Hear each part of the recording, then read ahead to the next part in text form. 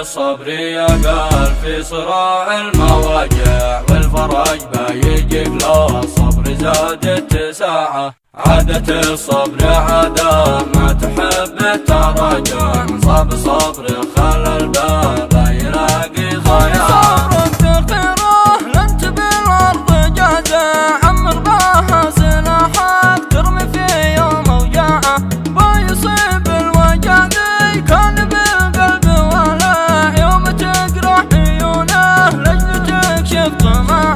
عمق جرح المواقف وسط قلبي واسع، وسببه لي بدل كل لحظة طاعة. ودي حسبته مكاسب يلبي نوافع، خلى الامل مغدور والفوز ضامن نزاعه. طول عمر الردي لا يوم روحه تنازع، تحت الاقدام مطوح ما يهم ارتفاعه.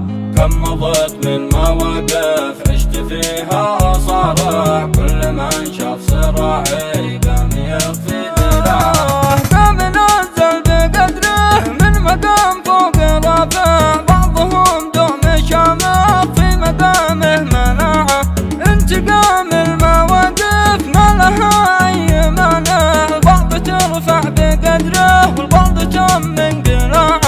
وقرب بيته في بحر صبر وضياع، ما يهم ريح العواصف يوم شدت شراعه. خل صبرك سلاح وفي كفاح المواجع، فالسلاح عاشق الفوز وسط ساحة صراعه. زم الصبر يقال في صراع المواجع، والفرج بيجيك لو الصبر زاد اتساعه. عادة الصبر عادة ما تحب التراجع، صاب صبر خلى الباب يلاقي ضياع. صبرك تقره لنت بالارض جازع، عمر باها سلاحك ترمي في يوم اوجاعه. بيصيب الوجع ذي كان بالقلب ولع، يوم تقرح عيونه لجل تكشف طمعه. عمق جرح المواقف وسط قلبي واسع، وسببه لي بدل كل لحظة طاعة. ودي حسبته مكاسب يلبي نوافع، خلى الامل مغدور والفوز ضامن نزاعه. طول عمر الردي لا يوم روحه تنازع، تحت الاقدام مطوح ما يهم ارتفاعه.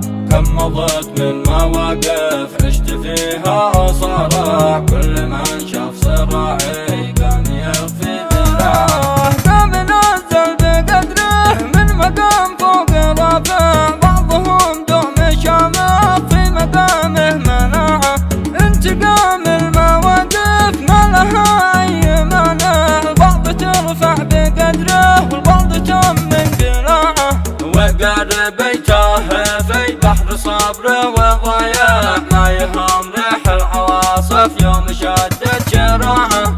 خل صبرك سلاح وفي كفاح المواجع، فالسلاح عاشق الفوز وسط ساحة صراعه. هذه الشيلة من كلمات الشاعر ناجي الجاموس، أداء الشاعر عز الدين الداوي أبو عزيز.